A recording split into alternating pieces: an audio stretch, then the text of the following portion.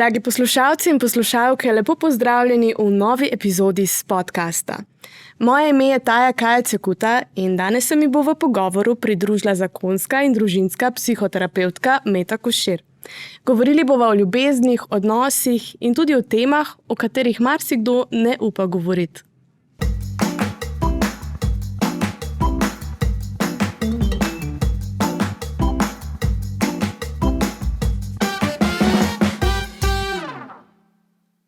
Meta, pozdravljena.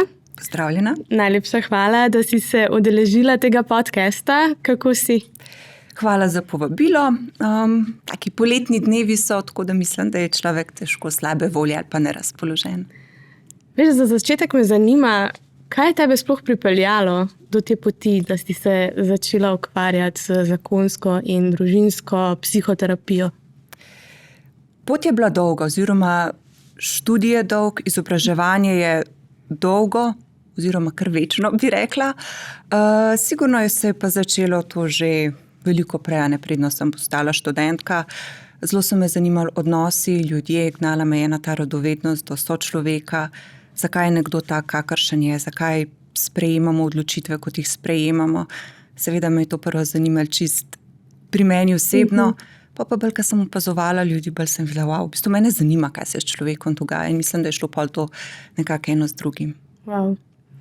Se ti zdi, da danes ljudje ljubijo drugače, kot so včasih? Ja.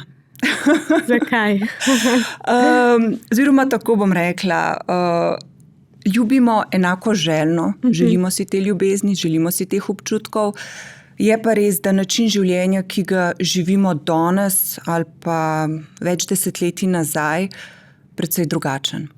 Tako da zaradi tega bi rekla, da se je tudi način, kako gradimo odnose, kako se v bistvu podamo na to pot ustvarjanja te ekipe še z nekom, da je precej drugačna.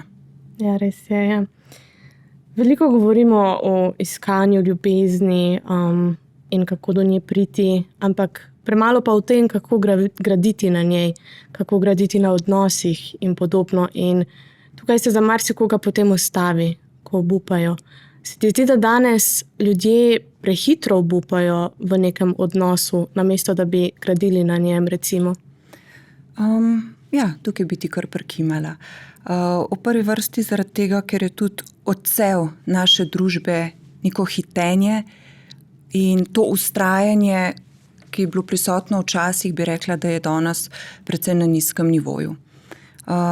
Naša družba nas v bistvu spodbuja k tem, da je treba biti hiter, učinkovit, da se mora ful hitro vse nekaj dogajati in ko se nekje zalomi, ne bomo se preveč s tem ukvarjali, ampak je hitro treba preskočiti na neko drugo opcijo ali pa drug način.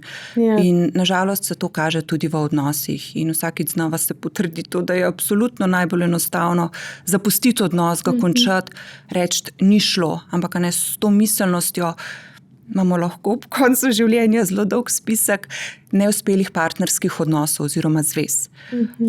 Za vsak odnos se bo potrebno potruditi. Ja, je pa res, da ni vsak odnos, da nima potencijala, da se mu izide, je pa dejstvo, da prehitro se obupa. Pa se ti zdi, da potem ljudje prehitro zamenjajo in grejo na nekaj novega in mogoče pride do enakih napak oziroma do enakih izkušenj, ker kakorkoli pogledamo, iščemo podobne vzorce, a ne, v življenju. Ja, mi, če ne predelamo zgodbe za nazaj, je iluzorno pričakovati to, da končala se je ena zveza in po nekaj, tednih imam že nekoga novega, da bo ta zgodba za nazaj ostala tam zapakirana v preteklosti in da mi te občutki, neki sprožilci ne bojo nikoli prihajali na plano, to pač ni realno pričakovati. Je pa res, da je danes samskost za mnoge kot nek osebni poraz, tam, pozna 20, zgodna 30, srednja 30, kakorkoli. Če je tam posameznik samski, ga okolica kar malo tako po strani gleda, kot češ, kaj je pa s tabo narobe, zakaj pa nimaš nekoga ob sebi. In bi rekla, da je tudi ta nek družben pritisk pogosto tisti, ki človeka majčkeno spodbudi k temu, da je potrebno čim prej dobiti novo osebo ob sebi. Ampak to pa za posameznika oziroma za neko grajenje novih odnosov, ki bi bili lahko nekoliko drugačni kot pretekli, sigurno ni najboljši način. A ne, človek, vsak izmed nas rabi po koncu neke partnerske zveze čas, da predela zgodbo, da odžaluje konec, tudi če je bil posameznik tisti, ki je dal pobudo za konec partnerskega odnosa, to ne pomeni, da ta posameznik pa zdaj v sebi ni prizadet in da ne rabi nekaj časa, da to zgodbo predela. Rabi ta čas. Ja, vsekakor tudi, da se nauči oziroma da predela, kaj se je naučil v tej zvezi, recimo, kaj je delal narobe, kaj si mogoče ne želi od partnerja, kaj si želi drugače in podobno, a ne. Ampak kje pa je ta meja med tem, da se je za odnos vredno boriti in med tem, da odnos nima potenciala? Kje je ta meja? Kako sploh to ločiti? Prva stvar, ki bi jo izpostavila, je ta, da vsekakor vsak izmed nas ima svoje meje. Meje so nekaj subjektivnega, meje niso univerzalne. In tukaj bi uporabila prav ta odgovor, da vsak posameznik tukaj sam pri sebi nekako sprejme to odločitev, kdaj ni več vredno vlagati v nek odnos. Velikokrat pri svojih klientih vidim to, da kar iščejo neko odobravanje strani in tudi mene kot terapevtke ali pa nekih družinskih članov, prijateljic, prijateljev v tem smislu, a je okej, da se ta odnos konča. Pa jaz vedno rečem, to je vajin odnos in to so vaše odločitve. A ne, tukaj mora biti vsak posameznik sam tisti, ki prevzame to odgovornost in te odločitve, kdaj je odnosa konec in kdaj je še tam nek potencial ali pa nekaj, kar človeka žene v to, da še vedno gradi ta odnos. Sem pa opazila pri ljudeh to, da dokler ne izživijo vseh teh svojih idej, kaj bi še lahko mogoče bilo drugače, kaj bi nekdo lahko še doprinesel v ta odnos, da v bistvu zares ne odnehajo. Ne? In mislim, da je prav tako, ker v bistvu na ta način pridemo tudi do nekega zadoščenja v smislu, okej, ta odnos pa res ne gre več naprej, če se zavrti v to smer. Ne?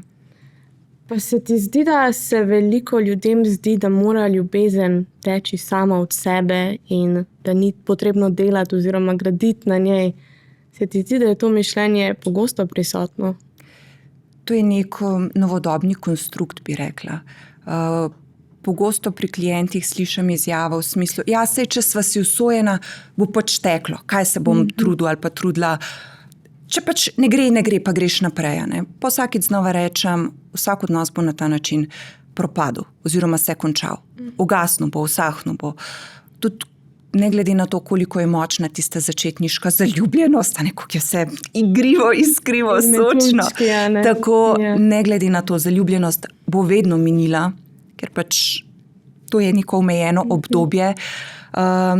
In potem, ko se začne ljubezen, ko se odločimo za to neko skupno pot, tam se začne zares graditi nek odnos.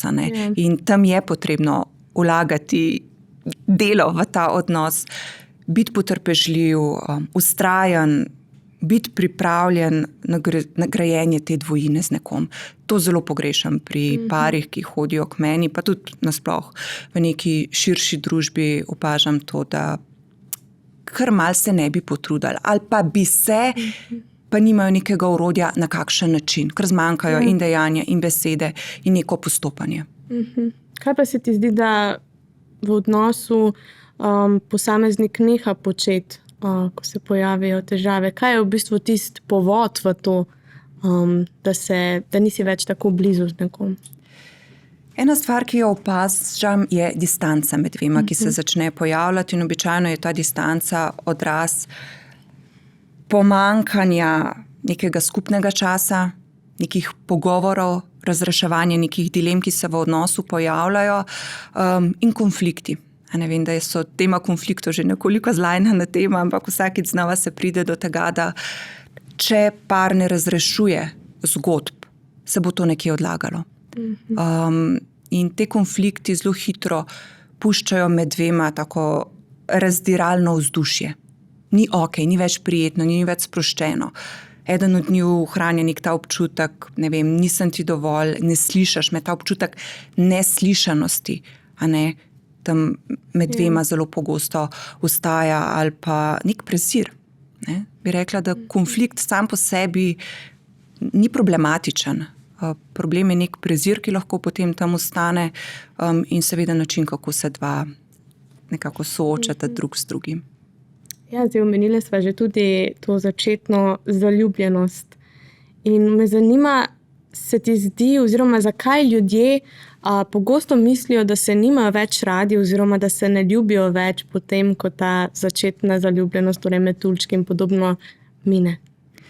Tukaj je čizmotno prepričanje, da zaljubljenost pred odnosom sploh mora biti. Zaljubljenost ni noben predpogoj za partnersko zvezo, za ljubezen in za to, da se razvije nekaj zelo lepega.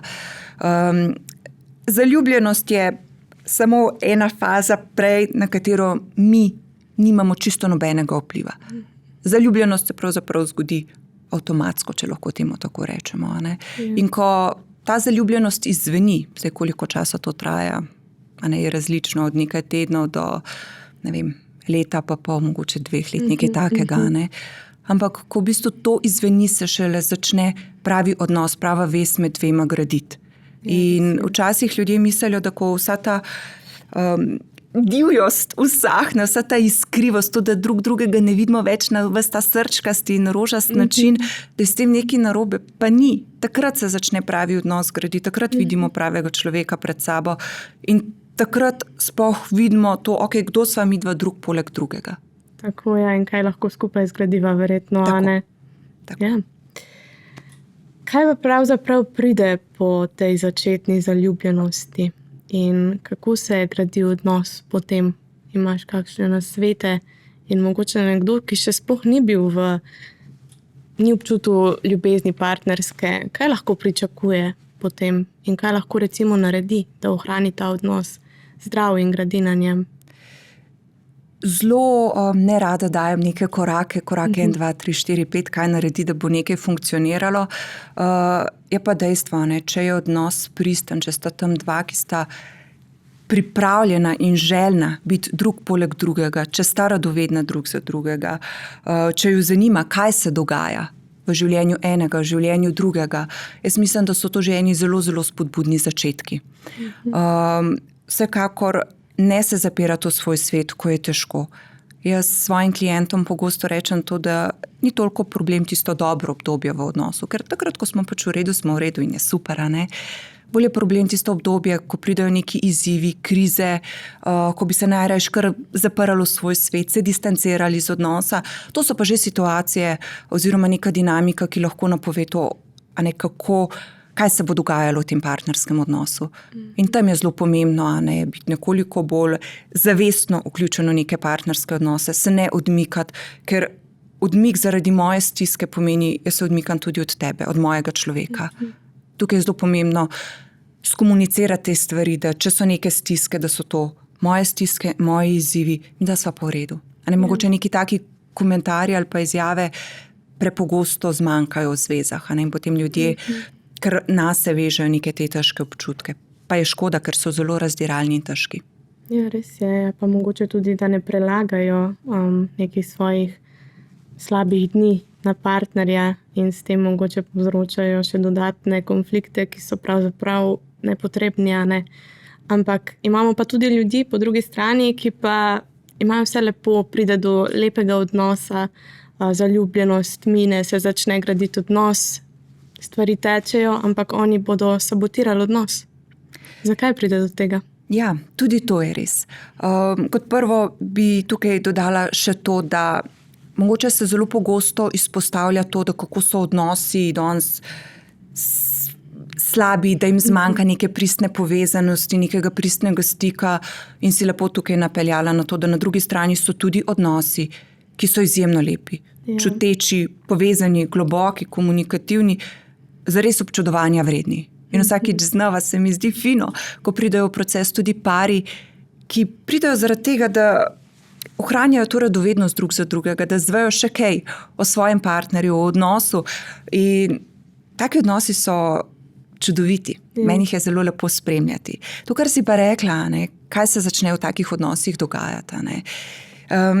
Verjetno si imela tukaj v mislih ta strah pred bližino. Ko postane tako zelo lepo, da je kar neverjetno. In ko začnemo mi potem v odnosu, kjer je načeloma v redu dinamika, se počutimo, začnemo malo provocirati. Ali nekaj začnemo tako malo pikati v človeka na drugi strani. To so običajno neki občutki, ki izvirajo pa iz naše preteklosti. Zdaj lahko čisto iz neke distance pogledava, zakaj bi drugače v odnosu, kjer se dobro počutimo, rušili nekaj, kar je lepega, kar je ujemajočega. To so ene stiske, eni občutki, ko nekdo v odnosu težko zdrži z ljubeznijo, s toplino. Mu je za nazaj iz preteklosti zelo znano, ne vem, da so bili v primarnem okolju pogosti konflikti, neka trenja, da kar ni bilo čisto normalno zares biti v odnosu in se imeti tam fajn. In potem pride do tega, da čisto podzavestno ljudje začnejo rušiti te odnose. V teh odnosih je izjemno boleče biti. Ja, težko tudi razumeti, verjetno. Ja. Kaj pa počnejo pari, ki imajo dolgoročno nek kakovosten odnos? Kaj bi rekla, da počnejo prav? Tukaj je spet verjetno težko dati nek univerzalni odgovor. Je pa sigurno to, da ohranjajo radovednost drug za drugega in negujejo iskrico v odnosu. Ta beseda iskrica ni samo beseda, ampak en tak velik pojem, lahko rečemo tudi kar en tak mali pojav. In iskrica mora biti v odnosu. Nekaj posebnega tam med nama mora biti. Kako pa ločijo mogoče iskrico pri zaljubljenosti in iskrico, ki se potem začne, ko začneš graditi na nekem malo bolj kakovostnem odnosu? Kako to ločiti? Metuljčka in iskrico, recimo. Jaz bi rekla, da ko govorimo o zaljubljenosti, govorimo o eni taki divji kemiji, nekem divjem odzivu. Strast, tako. Ja. In mogoče kdaj kar eno tako obsedeno stanje se tam pojavi. Ko se zaljubimo, tega človeka ne moramo dati svojih misli, konstantno razmišljamo o njem. Res je malo obsedeno stanje. In si ne predstavljamo, kako je biti brez tega človeka. Jaz ne bi rekla, da je tukaj tista iskrica, ki je odnosna. Jaz bi tukaj poimenovala to iskrico bolj kot neko kemijo, ali pa kot si ti lepo rekla, kot strast. V ljubezni je pa ta iskrica nekaj več. Iskrica nisem, ne vem, nekateri mislijo, sej med letom bova ful delala, pa najin odnos niti ne rabi toliko neke povezanosti, poglobine, pa bova šla 2-krat na leto na neke čist hude počitnice in se bo ta iskrica prebudila, pozabila bova na to, da sva se večino leta zelo pogrešala. Se bojim, da to ni pravi način za ohranjanje zveze. Iskrica je v bistvu nekaj, kar gradimo ali pa ohranjamo v odnosu konstantno. So te neke male zadevice, mala postopanja med dvema. Spet, kaj je ta iskrica med dvema? Verjetno ima vsak par nekaj svojega tukaj. Ja. In tudi se zgodi, da kdaj tekom večletnih odnosov iskrica mečkan ugasne. Ampak dokler mečkan sveti, je upanje, da se lahko ta iskrica oživi znova zaneti. Tako da ta iskrica je en tak pomemben del vezi med dvema. Pa se jo mogoče premalokrat zavedamo, ker smo zelo tako operativno naravnani. Mogoče marsikdo tudi ne vidi, ker se mi zdi, da veliko ljudi strmi k nekim nerealnim pričakovanjem, ne samo preden najdejo partnerja, ampak tudi potem, ko so že enkrat v zvezi. Se ti zdi, da danes ljudje res iščejo partnerja oziroma popolnega partnerja? Mogoče zaradi filmov, recimo, ko vidimo ljubezen v filmu, kako poteka, strast je ves čas prisotna in ljudje preprosto mislijo, da mora biti tako vedno, da moramo vsak dan živeti v filmu, ampak ne vem. To je malo ta popačenost, ki nam jo je dal, mogoče ne samo film, jaz bi rekla nasploh splet, Instagram, še vedno to govorimo o tem Instagramu. In jaz se strinjam, da je podal eno popačeno predstavo na odnose. V praksi vidim to, da ženske hrepenijo po nekem načinu življenja, ki ga v bistvu nimajo mogoče niti nekih izhodišč, neko malo fikcijo lovijo. Na drugi strani so pa moški, ki so obsedeni z nekim idealom neke ženske, od vizualnosti do tega, kako naj bi ta ženska dejansko potem v zasebnem življenju delovala. To so iluzije, to so predstave, ki so virtualne, to ni resničnost. In to je tisto, kar danes velikokrat v odnosih neke frustracije vzpostavlja, ker se zamenjuje ta spletna predstava za resničnost. A ne to, kar vidimo mi na spletu, to so načrtno oblikovani posnetki, fotografije, karkoli že, a ne z namenom nekega občudovanja. Saj do tega bova še prišli, no. Še preden pa preideva v to tematiko, me pa zanima, kako ločiti neka nerealna pričakovanja od zdravih pričakovanj, ko iščeš partnerja. Ja, ni vedno to tako zelo enostavno, a ne. Ja. Zdaj, kaj so zdrava pričakovanja, kaj so malo iznakažena nezdrava pričakovanja. Tukaj bi jaz rekla spet, a ne. Vsaka zgodba ima verjetno tukaj neko svojo različico tega.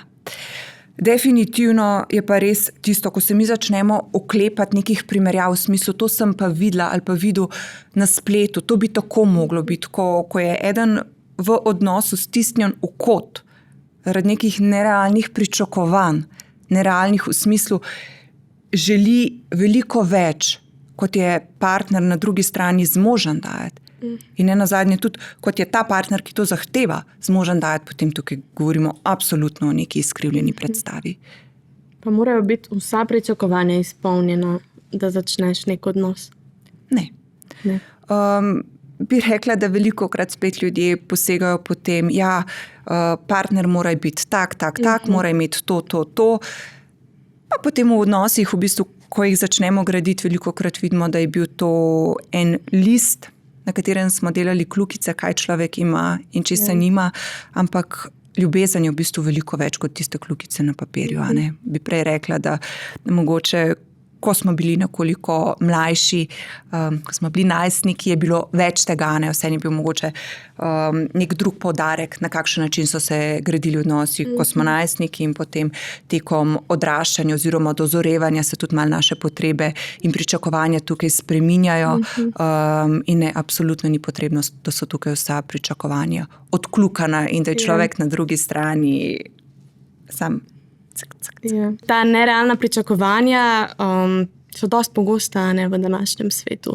In mogoče lahko preko tega spregledaš tudi pravega partnerja oziroma mu ne daš priložnosti. Ja, verjetno se bo marsikdo našel v tem tvojem vprašanju oziroma v tem delu najinega pogovora, ker spet ljudje delamo zelo na ta prvi občutek, na prvo žogo, a ne. Se pravi, a mi je dovolj urejen, lep, privlačna in podobno. A ne, to je ta prvi stik z nekom.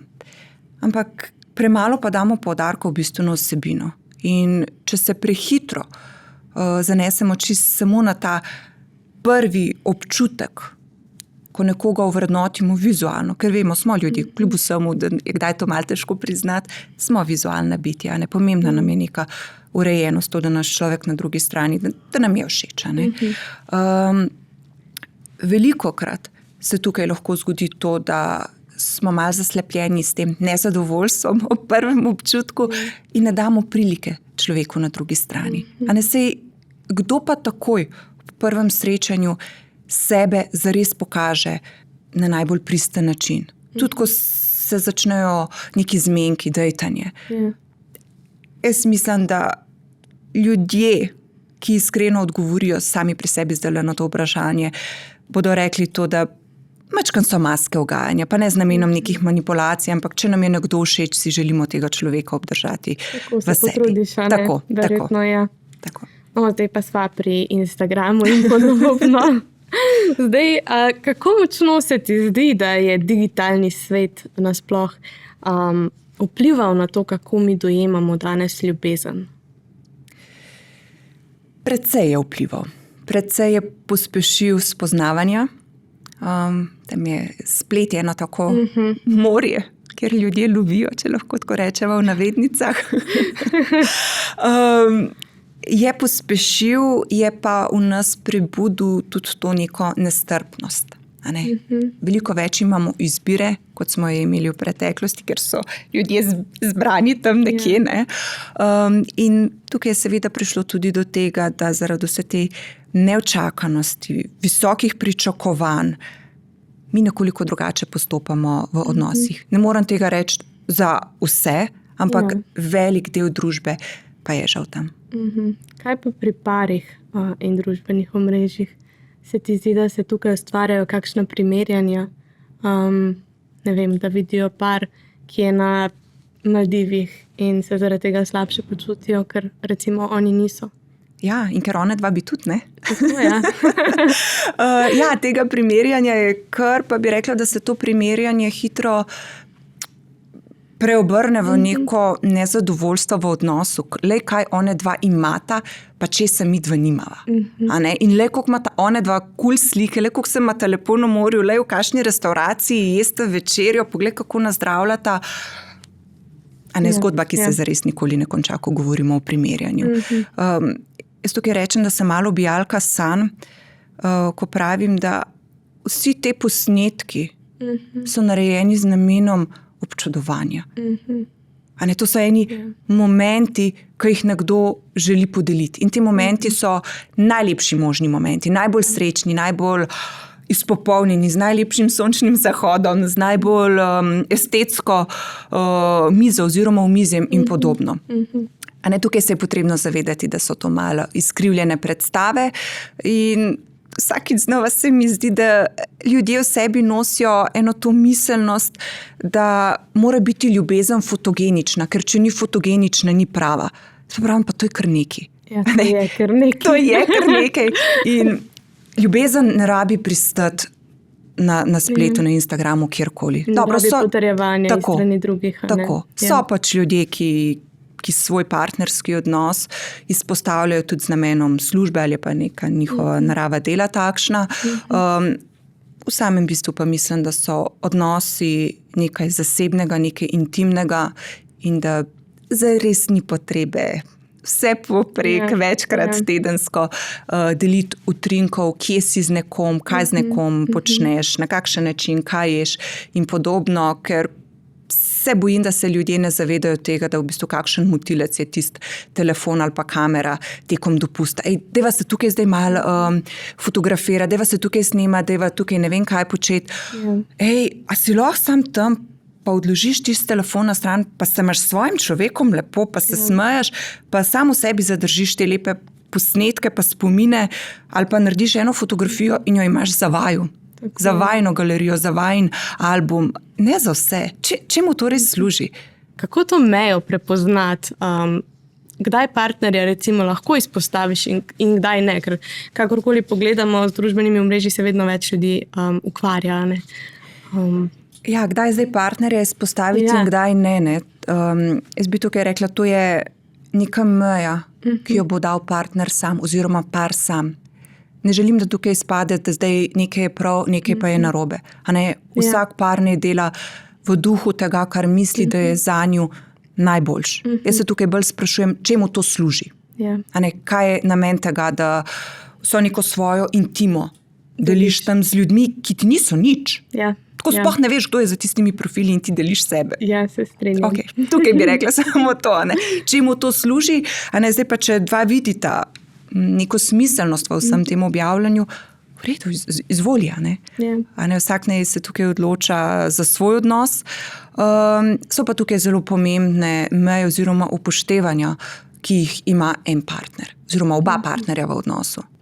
Imamo pa tudi še tretji primer mogoče, torej ljudi in parov, ki pa želijo biti navzven zelo popolni in deliti to z drugimi, da tudi drugi vidijo, kako popolni so. Se ti zdi, da to izhaja iz nekega nezadovoljstva in potrebe potem, da dobiš neko potrditev od drugih? Ja, verjetno bi tukaj lahko pa po dolgem in počez govorili o tem, kakšen tip ljudi išče to potrditev. Ker ne moremo reči, da jo iščejo vsi. Tako da, mogoče to je ena debata za drugič, v drugi priliki. Pa še eno vprašanje se mi tukaj postavlja, kaj je v bistvu tukaj ta popolnost, kaj človek tako zelo sledi. Konec koncev se tudi nekaj, kar je tako zelo idealno, popolno, to, kar je danes aktualno, popolno, v preteklosti ni bilo in tudi verjetno čez leta ne bo. Tako da tukaj se mi zdi, da je spet to eno prilagajanje družbi, želji po občudovanju, po sprejemanju, Ne malokrat pa se bojim, da te ljudje v sebi nosijo eno praznino in nek manko zadoščenja, ki si ga v bistvu sami v sebi ne morejo dati. Ja. Spet ne govorim za vse, ampak menim pa, da velik del teh ljudi ima tako držo. Zdaj, vedno več se govori tudi o OnlyFansu in podobno. Kako te platforme vplivajo na partnerske odnose? Recimo, če se postavimo v vlogo nekoga, ki ustvarja vsebine za OnlyFans in v nekoga, ki recimo ima partnerja, ki te vsebine spremlja in ga to moti. Ja, če to partnerja moti, potem zna biti to en velik problem. A ne spet, kaj bo nekdo objavljal, na kakšen način, kje, kakšna je ta vsebina, to je spet popolnoma individualna odločitev. Moja odgovornost je to, da poskrbim za to, kaj bo šlo od mene na splet.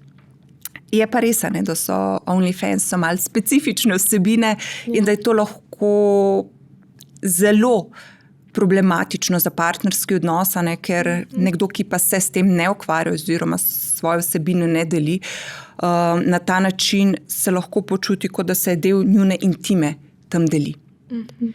A ne, zdaj, če ima ta partnerja to jasno skomunicirano, če drugega v tem podpirata, kar počneta, je super. A ne, če je pa to mogoče nekaj, kar se prekriva, a ne, vemo, da so to tudi neke aktivnosti, ki jih marsikdo skriva. Mogoče je tukaj tudi nek sram, mogoče vseeno še neka družbena sprejetost, kar se tega tiče. Potem bi pa jaz tukaj posameznike, ki so v odnosu in se nečesa takega poslužujejo, spodbudila k iskrenosti v odnosu. A ne, ker vemo, da prekrivanje takih stvari partnerju, partnerki na drugi strani nikoli ne prinese nič dobrega. A ne, so pa to stvari, ki eni jih lahko tolerirajo, sprejemajo, nimajo s tem nobenih težav, drugim je pa to nepredstavljivo, da bi partner na drugi strani se ukvarjal z nečim takim. Spet, ne, ni tukaj nekega univerzalnega odgovora oziroma kaj je prav, kaj je sprejemljivo in kaj ne. Ja. Katere majhne stvari oziroma majhna dejanja so pa recimo pomembnejša od velikih gest, da mogoče malo oblažimo vso to Instagram popolnost in se osredotočijo še tudi na ta dejanja, ki jih v bistvu veliko ljudi spregleda. Tisto, o čemer so govorili nekoliko prej, ko sva rekli, da so tudi zelo srečni in zadovoljni pari, a ne, da ni vse samo slabo. Nekaj, kar opažam pri teh parih, je prav to, da se poslužujejo teh pozornosti. Pozornosti v smislu, ko prideva domov iz službe, se pozdraviva, se objameva, si dava poljubček, pa ni to vse sem tako operativno, hitro, avtomatsko, pa je obkljukano, ampak res odložim torbo, te pogledam, te objamem, te zadržim, ti dam poljubček. To so lepe stvari, to so ene mini geste, ki niso tako zelo mini, ko govorimo o nekem daljšem trajanju nekega odnosa. Jaz mislim, da si vsak izmed nas želi biti lepo sprejeto dom, ko pridemo domov. Ali pa, ko gremo na delo, ali pa kamorkoli že, da se poslovimo drug od drugega. To je tista osnova, ki menim, da lahko eno zelo, zelo lepo vez med dvema gradi. Pa to, da se kdaj tekom dneva, ne vem, pokličeta ali pa napišeta sporočilo, pa se vprašata, kako sta, ne vem, kako gre dan, si kaj lepega napišeta, sporočita. Jaz mislim, da so to taki detajli, ki zares niso tako zelo majčkeni, dajo pa vezi ogromno. Predvsem pa eno dober občutek neke sprejetosti in tega, človek na drugi strani misli name. A ni to najboljši občutek, ne? Vsekakor. Ja, ne pa, da se vse sprašujemo, a moj človek sploh kaj pomisli name? Pa zakaj rabiš imeti to negotovost? A ne, če sta dva nekako na istem nivoju, si to brez nekega skrivanja ali pa sebičnosti pokažeta. A ne, kdaj se mi zdi, da smo še zmeri, ali pa da so nekateri na nivoju, ne vem, nekih 15-letnikov, ko kar ne smeš pokazati, koliko ti je mar do nekoga. Ja, res je. Malo se boš malo ga boš na ta način nek stik vzpostavljal, nerodno ti bo pa reči, rada te imam, rad te imam, pogrešala sem te. Cela večnost. je trajala od zjutraj do večera, ko so se spet srečala. Se ne rabimo to nobena pretiravanja, ampak zakaj ne bi tega nesebično podelili s svojim človekom? Ja. A je to mogoče zrelost? Tudi zrelost, predvsem pa to, da se v bistvu ne ustrašimo te ranljivosti, ko jaz vsa svoja čustva, vse to, kar čutim do tebe, da si dovolim podeliti s tabo. Če je odnos varen, če je odnos stabilen, če je odnos predvidljiv, jaz mislim, da potem ljudje veliko lažje se odprejo na ta način. To so mogoče tudi te iskrice, o katerih sva na začetku govorili. Nekaj najnega. Nekaj imava midva, nekaj se veseliva. Res je, ja. Zdaj veliko govorimo o ljubezni, zaljubljenosti, kako graditi na odnosu in podobno. Nekoliko manj pa o sami intimnosti, erotičnosti in podobno. Se ti zdi, da se z leti spolno življenje v zvezi spremeni in ali je to okej? Se spremeni, prav je, da se spremeni in okej je to. Zagotovo je, spolno življenje, dveh zelo, zelo mladih, recimo tam zgodnja 20, ali pa življenje pred 30, 40, 50, 60 in gor, precej drugačno. Tudi libido je precej drugačen. Prav je, da se spreminja in prav je, da tukaj partnerja ali pa zakonca sta se zmožna potrebam drug drugega prilagajati. Nimata oba zakonca tekom odnosa enako visokega libida. In prav je, da se prilagajata. In prav je, da se o tem pogovarjata in da slišita drug drugega o tem, kje sta. To je še vedno tema, kjer je toliko enega sramu. Tabu tema, to počneta, ampak o tem ne govorita, ker če bosta to besedila, se bo pa kaj zgodilo? Zakaj je tako težko najti besede za to? Ja, res je. Kako pa mogoče ohraniti to privlačnost in to strast kljub napornemu dnevu, hitrem tempu življenja? Ja, pogosto je izgovor to, ful smo utrujeni in pa zato, ker ni časa. Ni časa ne za intimo, spolnost, ne za pogovor, ne za dejte. Zato, kar v bistvu dva povezuje, kar naenkrat ni časa. Ful je pomembna kariera, ful je pomembno, kakšen izgled je doma in česa še vsega. Malce pa pozabi na to zadovoljstvo, ki ga midva potrebujeva v odnosu drug do drugega. Zdaj, kako to ohranjati? Jaz bi v prvi vrsti rekla to, da če bomo v odnosu poskrbeli, da si bova všeč, da si bova zanimiva, jaz mislim, da smo v odnosu že zelo veliko naredili za to. Velikokrat slišim izjave v smislu, pa zakaj bi pa zdaj jaz mogla ali pa mogel partnerja na drugi strani vprašati, kaj mu je všeč. Jaz pa rečem, koga pa, če ne svojega človeka? Saj je pomembno absolutno tudi to, da se ti s tem dobro počutiš. Ampak to so neki dialogi, ki so vezani izključno na vaju. Kaj je vama všeč? Kako ohraniti to? Kaj pa mogoče čustvena povezanost? Vpliva to na spolne odnose? Absolutno. Odnosi, spolni odnosi, kjer je prisotna ljubezen, so čist nekaj drugega, kjer gre samo za en akt brez neke čustvene poglobljenosti. Velikokrat pri parih zaslišam to, ko se bova pa boljš poznala, bo pa spolnost drugačna. Jaz pa rečem, ne gre sem za to. Spolnost bo drugačna, bo bolj povezujoča, bolj čuteča, takrat, ko boste se vidva zmožna drug drugemu predajati v polnosti. Spolnost ni samo akt. Je ta občutek, kako se jaz počutam ob tebi. Spolnost je to, kako se ti počutiš ob meni. V bistvu vse se vrti okrog teh občutkov. Ja. In če dva nimata v redu odnosa, neke komunikacije ali pa nasploh vzdušja v zvezi, zares ni realno pričakovati, da bo pa zdaj tam v spolnosti pa vse super, fino, fajn in da bo tam po željah. Začne se v bistvu že spolnost se na nek način oblikuje tekom celotnega odnosa. Spolnost ni samo akt, je veliko več. Je čisto, kar so rekli, a ne? Je ta občutek mene ob tebi in tebe ob meni, nasploh kakšno dinamiko imamo, kako se spoštujemo, kako se čutimo sprejete. Tako mi ustajajo izjave, ki niso tako zelo redke, nekega poniževanja v smislu, ne vem, zredil si se, zredila si se, kako pa ti zdaj izgledaš po 15 letih zveze, na začetku si pa izgledala ali pa izgledal tako. V mojih očeh so to nedopustne izjave. To je žaljenje. Ja. Ja, lahko se telo fizično spreminja, mogoče tudi na način, ko lahko nekomu v odnosu to ni več najbolj atraktivno.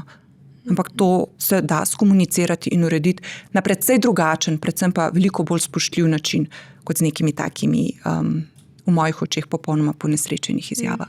No, sva že pri komunikaciji, ki je v bistvu bistvo vsega, neke kakovostne ljubezni. Ampak veliko parov se pa prepira zaradi malenkosti. A se ti zdi, da je tukaj nekaj globljega vzadaj ali je le slab dan?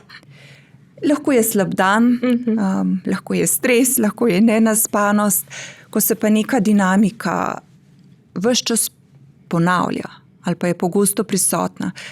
Potem pa običajno ne govorimo o tem, da je problem zdaj to, da je tisti krožnik ostal tam na pultu, ampak običajno te konflikte poganja nekaj drugega. Iz prakse bi rekla, da je to najpogosteje ta občutek neslišanosti.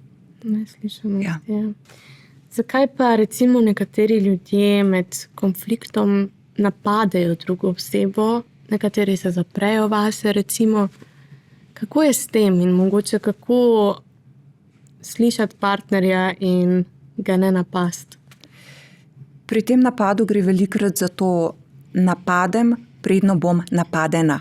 Aha, okay. Velikokrat gre za to, ali pa za en silni strah, ki je tam zadaj. Zdaj, ne napad, ne odmik v osamo ali pa neka ignoranca, zares nista najbolj posrečena načina. Kako zdaj pride do tega, da bo razreševanje nekih dilem pa konfliktov postalo bolj funkcionalno, v bistvu ni tako zelo enostavno. Ker ko je odnos razbolen, pričakovati zdaj, dajva se midva v miru pogovoriti, zares to ne gre. Ker človek čist nervozen in zdaj pa dajva se midva mirno pogovoriti, dajva se midva tle vsest pa rešiti tole zagato, ta problem. Ne. To je mogoče vseeno nek trening, ki mora biti zavesten na nekoliko daljšo progo. To, da se nekdo po konfliktu ali po neki taki situaciji odmakne v osamo, to je nek mehanizem, ki ga je bil ta posameznik naučen. In tudi to, da nekdo v konfliktu takoj plane ali pa začne kričati, na ta način izraža eno globoko nespoštovanje do človeka, na drugi strani spet, to so naučene stvari. To ni nekaj, kar se je zdaj prvič pojavilo v tem odnosu, ko so se midva skregala. Tako da tukaj je potrebno v prvi vrsti velikokrat ozavestiti neke vzorce pri samemu sebi, biti zmožen ranljiv pred svojim partnerjem in v bistvu podeliti vse te stvari. In ne nazadnje, biti pripravljen graditi drugačen način razreševanja konfliktov, nekih tenzij. Vsakič znova, ko govorimo o konfliktu, rečem, konflikt ni problem. Pa koliko je teh konfliktov? Problem je, na kakšen način se lotiš konflikta. Tako. Na kakšen način dva rokujeta drug z drugim. To pa je največji problem. Če je tam nespoštovanje, žaljenje, odrihanje en po drugmu, čustvena nedostopnost, ni to v redu. Ja. Kako pa se naučiti povedati partnerju, da nam nekaj ni okej, ne da bi ga pri tem obtoževali? Verjetno bojo tukaj v pomoč jaz stavki. Torej, jaz ob tebi doživljam to. Izhajam iz sebe, iz svojega doživljanja, iz svojih občutkov. Spet, zelo rado se zgodi, da bi mi radi neke stvari skomunicirali takrat, ko je vse razboleno, pa naelektreno. Mogoče tukaj je en tak tih namig, majčkeno počakati, da se strasti umirijo in potem iti v neke dialoge razreševanja. Ja, res je. Ja. Zdaj, vsi konflikti seveda imajo nek globlji razlog, med njimi je velikokrat tudi varanje. Zakaj se ti zdi, da ljudje varajo? Verjetno toliko, kot je zgodb, toliko je razlogov. Nezvestobe je zares veliko. Od tiste fizične do čustvene. Tudi to, o čemer smo govorili o spletu. Splet v bistvu omogoča, to je idealen, je v bistvu raj za prešušnike.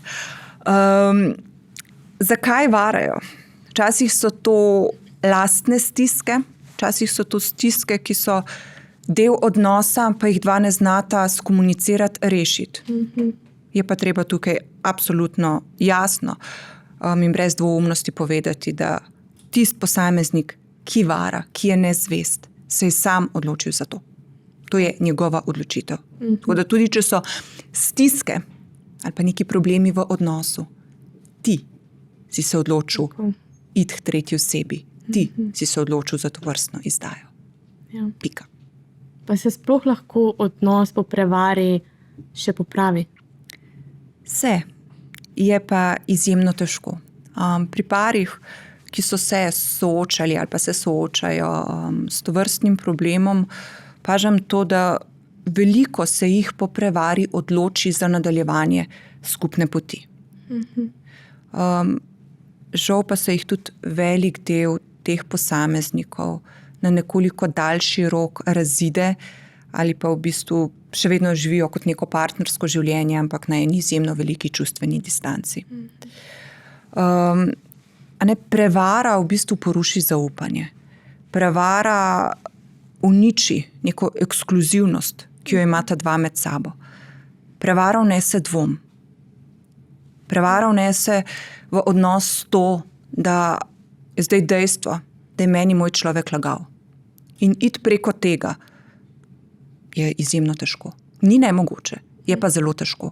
In ko se pari tekom terapevtskega procesa soočajo s tem, ogromno je tam bolečine.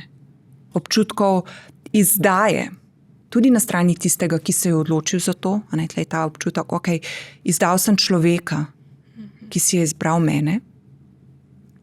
Ta človek pa si v nekem obdobju njune skupne poti zares ni izbral njiju, ampak si je izbral nekoga drugega.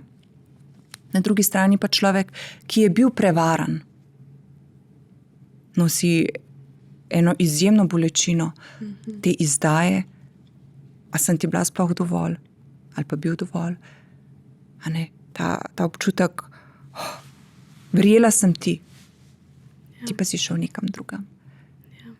In tega popraviti ni tako zelo enostavno. Spravim, da to so leta trdega dela na odnosu. Tukaj je še en velik problem, so potem ti sprožilci, ki jih dobiva človek, ki je bil prevaran. To so lahko čez neke situacije ali pa informacije, ki jih ta oseba ima in potem mimo grede se spomni tega, sej meni je pa moj partner povedal o tem pa o tem, mi smo pa na ulici videli nekaj o tem pa o tem in nas je to vznemirilo, in nas je to vrglo v tiste filme, v tiste premljevanja. Tako da zaradi tega je to zelo, zelo dolga pot. Bi pa želela tukaj reči, da absolutno se lahko tudi iz takih odnosov, kjer je bilo prisotno tako globoko razvrednotenje in razočaranje, je možno zgraditi nekaj drugačnega, lepšega in zelo trdnega. Ni pa to samoumevno in daleč od tega, da bi bilo to zelo enostavno dosegljivo. Ja. Kakšno pa je tvoje mnenje o odprtih odnosih? Vsak se odloči zase. Kratko je drnato. Zdaj, malo se bova dotaknili še toksičnih odnosov.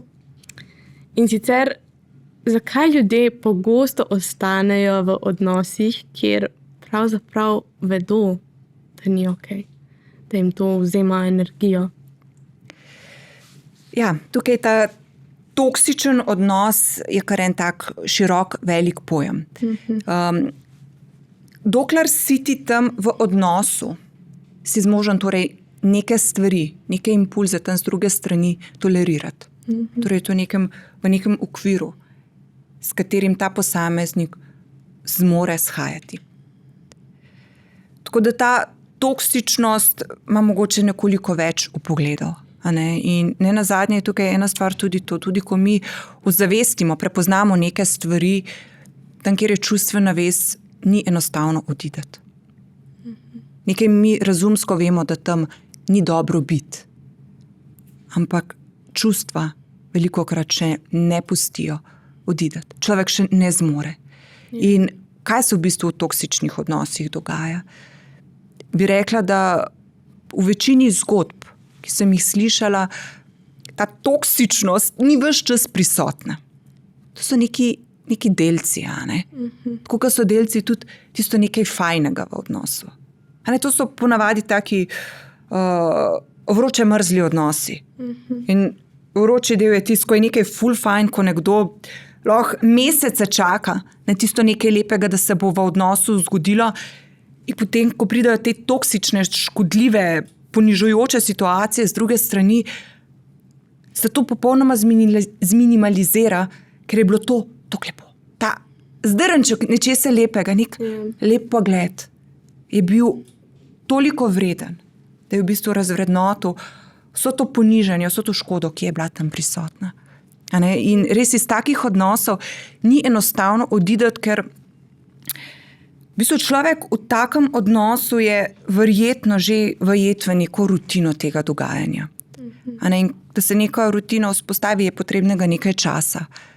In ti že veš, da v bistvu, ko pride nekaj dobrega, veš, da bo to dobro dokaj hitro izzvenelo in da bo spet prišlo tisto težko obdobje. Ampak veš, da to težko obdobje tudi ne traja večno. In te ljudje se zaciklajo nekako v to čakanje nečesa lepega. Ampak to nekaj lepega je kukar zadetek na lotu. Ne veš, kdaj bo zares prišlo na vrsto, pa koliko intenzivno bo ali pa koliko časa bo to trajalo.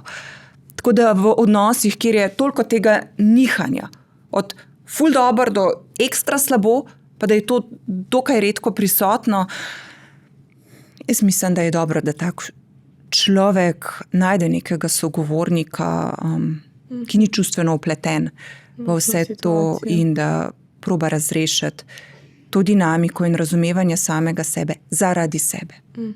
To so v bistvu čustveno izjemno zahtevni odnosi, kjer se mi zdi, da tisti človek, ki trpi to toksičnost, na drugi strani v bistvu životari. Ne sprejema neke drobce, nek minimum, ki ga začne potem poveličevati. Pa se ti zdi, da to izhaja, vsi te vzorci, da izhajajo iz preteklosti, mogoče iz otroštva? Verjetno njih večina res. Ker v odnosih mi zasledujemo tisto vzdušje, ki nam je poznano. Poznano nam je pa tisto, kar smo mi dobili strani naših staršev oziroma skrbnikov. Vzdušje, ki sem ga jaz kot otrok doživljala ob mami in očetu. To je mene zelo pomembno gradilo. Toliko se govori o tistih prvih 3 letih ali pa 1000 dneh, ko govorimo, kako zelo pomembno je to vzdušje, kako se otroka crklja, neguje, ljubkuje, kako se ga kopa, kako se ga mazili, kako se ga uspava. Ko pridejo neke frustracije, kako takrat mama in oče s tem shajata. To je nekaj, kar otrok samo srka vase. Šele potem kasneje pridejo neke besedice. Ampak otrok je zelo čuteč in te stvari zaznava. In to nam da tisto vzdušje, ki ga potem mi nesemo tekom našega odraščanja v odraslost. In ne nazadnje tudi mi kot dekleta gledamo svoje mame. Kako se naša mama uredi, kako se naša mama počuti v svoji koži. In to je spet en del neke ženskosti, neke samozavesti. Ne bom rekla v polnosti, 100%, ampak velik del tega pa je povezano s tem. Pa kako je mene mami sprejemala. Je bila ponosna name, me je znala pohvaliti. In jaz kot otrok, kakšen odnos sem gledala med mamo pa očetom? To je zdaj tisto, ali je bil odnos miren, ste se znala, si pokazati neko ljubezen, toplino, ali je bilo ves čas nekaj narobe, ves čas neka napetost, nervoznost, zbadanje. Že tist, lep konec tedna ali pa neke počitnice, prežete z nekim poniževanjem, nekim konfliktom. Saj nimaš izkušnje, da je lahko drugače. Na vse smo kot majhni toliko časa tako intenzivno vključeni v izvorno družino, da nas to zelo pomembno določa. Pa se ti zdi, da nezavedno iščemo partnerja, ki je podoben recimo mami ali pa očetu? Na podlagi vzdušja, da. Okay. A ne? Na podlagi vzdušja. Pa mogoče prevečkrat primerjamo potem svojega sedanjega partnerja ali partnerko s svojim staršem. Opažam nekaj, da kljub temu, da se o temu veliko govori, nekateri še vedno rečejo, da teh stvari zares ne opazijo. Pogosto je prisotno tudi to, nekako poveličevanje partnerskega odnosa kljub nekim izzivom, ki se tukaj pojavijo, in neka kritičnost do staršev na drugi strani. Ni namen zdaj tukaj ponižati ali pa razvrednotiti staršev. Daleč od tega. Ampak je pa pomembno osvetliti pa razvozlati te vzorce, jih prepoznati, ker samo na ta način lahko neke stvari začnemo postopati drugače. Tudi, zakaj velikokrat slišim, vedno dobim iste moške ali pa iste ženske, skozi je vse isto. Kaj je tukaj isto? Skupni imenovalec je ta človek, Torej, ti lahko nekaj začneš spreminjati, da ne bo več vse isto. Ti lahko nekaj pri sebi, pri svojem delovanju, pri svojem postopanju, pri svojih mejah, pri neki toleranci začneš delati nekaj drugače. In bodo potem tudi ljudje prišli z nekoliko drugačno držo v življenje. Ja, mogoče z drugačnim pristopom in podobno. Zelo težko je prevzeti to odgovornost, da sem jaz. Ja, težko se pogledamo v ogledalo. Zelo lahko je govoriti o človeku na drugi strani, kakšen je, koliko prizadene, kakšno retoriko uporablja. Hej, kaj pa ti prineseš v odnos? To je bistvo. Vsi na to imamo vpliv, kaj lahko spremenimo, prilagodimo. Ne na partnerja. Zdaj, na začetku sva se dotaknili tudi samote, samskih. In me zanima, kaj bi rekla ljudem, ki mislijo, da so zamudili pravi trenutek za ljubezen. Da ni nikoli prepozno. Okay. Nikoli ni prepozno. Res je, da so ta pričakovanja, da moraš tam v poznih 20-ih ali pa zgodnjih 30-ih imeti partnerja, otroka, lastno nepremičnino, po možnosti s čim manjšim kreditom, da so to neka taka družbena pričakovanja. Sicer je super, če se tako izide, ampak vsak izmed nas ima neko svojo časovnico in svojo pot. In primerjati se z neko družbo, ki nam nekaj diktira, ali pa sošolci, prijatelji, kaj imajo in česa človek na drugi strani nima, mislim, da nič dobrega ne naredi za človekovo dojemanje samega sebe. Za vse je čas, ljubezen. Ljubezen nima te časovnice, kdaj je pravi moment in kdaj ne. In vsakič znova tudi zgodbe učijo tega, da ko se ljubezen med dvema zgodi, ali pa ko v bistvu dva posameznika gradita to ljubezen, tudi če je nekoliko bolj pozno, ali pa že v nekem zrelem obdobju življenja, so to zelo lepe zgodbe. Nič manj ljubeče, nič manj nežne, nič manj pristne. Ja. Kako pa sploh najti ljubezen danes? Sigurno največ ljubezni se najde na spletu. Okay. To, kar smo prej rekli, da je tam tako morje izbire, kjer je neka koncentracija, to, kar se že kdaj malo pohecamo z tega, če nisi, ne vem, na Instagramu tenine, ali pač na katerikoli drugi platformi. Kako najdeti ljubezen? Jaz bi rekla, naše želje po grajenju, pa čutenju te ljubezni so danes zelo, zelo močno prisotne. Je pa nekoliko zahtevneje najdeti človeka zase danes, kot je bilo včasih. Zakaj? Zaradi tega, ker je zelo malo neke te discipline v ljudeh, potrpežljivosti, o kateri sva midve govorile, in še vedno imamo v sebi te občutke, vse je treba hitro narediti. Hej, odnos je ena počasna pot. Jaz sem na terapijah, kdaj se počutim kaj nalajna, ko rečem, spoznavanje je en čudovito lep del veze ali pa nekega grajenja, napeljevanja k nekemu odnosu. Ne hiteti, Spoznavanje nima krivi, nima bližnjice. Ko se z nekom povezujemo, rabimo nekaj časa, da spoznamo drugega človeka, da vidimo, kako funkcioniramo v nekih takih in drugačnih situacijah. Nujno potrebujemo čas. Tako da tukaj bi rekla, da so mogoče te pritiski velikokrat v nasprotju s tem, kako je treba v bistvu odnose graditi. Še enkrat bom rekla, odnos potrebuje čas, odnos potrebuje neko zasebnost. Nekje, kjer sva sam jaz pa ti, ne tam še tok in tok nekih statistov, ki konstantno prežijo na naju. Tam sva jaz pa ti. In odnos rabi eno to zavetje. Na začetku še toliko bolj. Ja. In kje najdete partnerje? Saj na spletu so resnični ljudje, žal tudi tisti, ki izkoriščajo to virtualnost za manipulacije in laganje. Seveda je to pač neko drugo področje oziroma druga tema. Ampak roko na srce, na spletu so ljudje, ki jih lahko tamle na Čopovi srečamo. Ja. Nič manj vredni ljudje niso tukaj.